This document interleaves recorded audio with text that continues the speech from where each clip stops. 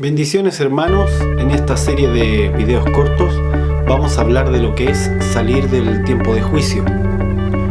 Y para esto quiero que vayamos juntos a Génesis capítulo 8, y esto es lo primero que vamos a revisar. Génesis capítulo 8, versículo 18. Dice: y salió Noé y sus hijos y su mujer y las mujeres de sus hijos con él, y todas las fieras y todos los ganados, y todo volátil y todo reptil que repta sobre la tierra. Bueno, yo estoy leyendo la Biblia textual, en donde se menciona de esta manera la salida de Noé del arca. Todos sabemos que Noé, cuando sale del arca, está finalizando un tiempo de juicio, un tiempo de destrucción también que él había vivido. Quiero que puedan por un momento imaginar cómo la tierra estaba cuando Noé sale del arca. Era una tierra que había estado sumergida en el agua por muchísimo tiempo, que había estado anegada por el agua, y por lo tanto no era la imagen que a veces nos muestran en los gráficos, en donde se ve a Noé que va saliendo casi a un paraíso idílico, sino que todo lo contrario. La tierra estaba completamente fangosa, destruida, muchos muertos, toda la humanidad había fallecido en este juicio del diluvio, y entonces la tierra estaba llena de esa muerte. Habían capas de muerte, por decirlo así, llenando toda la tierra, y por lo tanto era un momento súper crítico y súper difícil para Noé. Si bien es cierto, él había salido de ese juicio y Dios lo había guardado. De hecho, cuenta la tradición judía que Noé predicó 120 años, por lo menos antes del diluvio, acerca de este diluvio que venía y de esta destrucción. Y sabemos que también la construcción del arca no fue de un día para otro, también demoró. Y durante ese tiempo, Noé también habló a la gente de esa generación acerca de esta destrucción que venía por causa de la maldad. Ahora, esa maldad que había sido o que había ocurrido en la tierra en tiempo de Noé, había sido una maldad profunda, no había sido algo simplemente superficial, sino que la maldad había sido profunda, y sobre todo habían niveles de contaminación profundos sobre la tierra.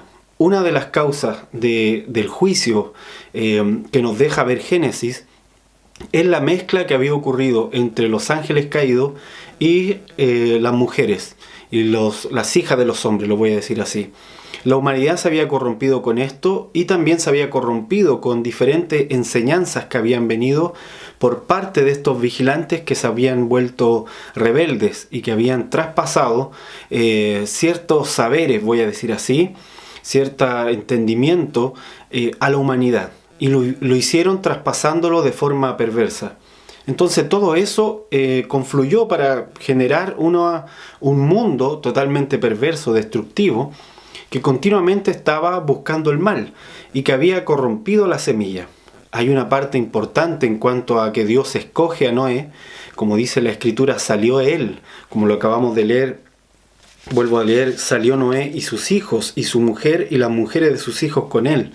Y bueno, y todos los animales del campo también, toda la creación salieron del arca.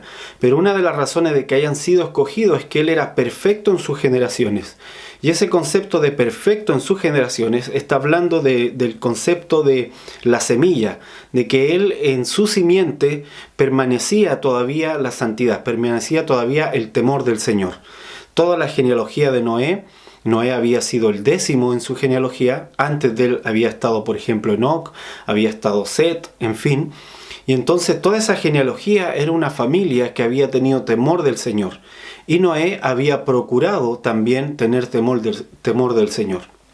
Entonces lo primero que quiero que entendamos es que la salida del juicio no fue un momento que se puede decir idílico para Noé, sino que fue un momento también crítico, porque él se encontró con una tierra llena de diferentes capas de muerte, con una tierra devastada completamente, con una tierra que necesitaba de los hijos del Señor que tienen temor de Él, para poder traer de nuevo el reposo.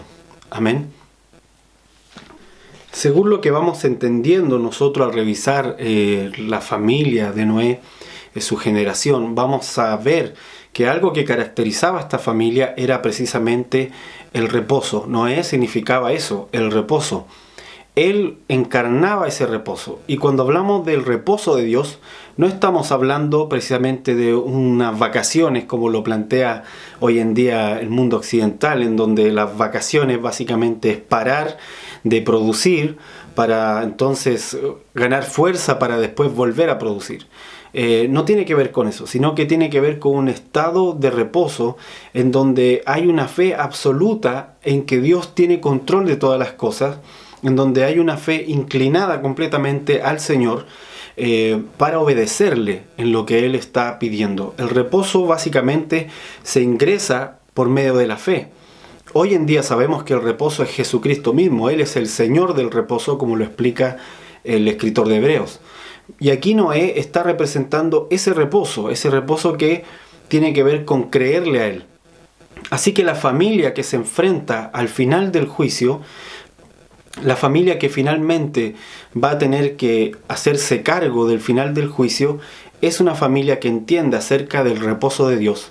La familia de Noé es una semilla, voy a decirlo así, porque así es como Dios lo pensó en Noé y su casa. Es una familia que ya tiene 2 generaciones juntas, tanto padres como hijos, y estos hijos ya tienen su esposa, así que están prontos a multiplicarse. Son 2 generaciones. Son 2 generaciones y esto es muy importante entenderlo, porque al tener 2 generaciones de semillas correctas, ¿sí? 2 generaciones de personas que temen al Señor, entonces se atestigúa, voy a decir así, se puede ser testigos de los planes de Dios, se puede ser testigo de la voluntad de Dios para la tierra. El número 2 es un número de testimonio. El número 2 es un número para testificar, ¿sí? Y entonces 2 generaciones implica testificarle a la tierra acerca de la semilla de Dios, de la semilla correcta y de la generación del Señor sobre la tierra. Una generación que puede enfrentar el final del juicio, una generación que puede hacerse cargo del final del juicio, una generación que puede traer sanidad para el tiempo que viene al terminar el juicio.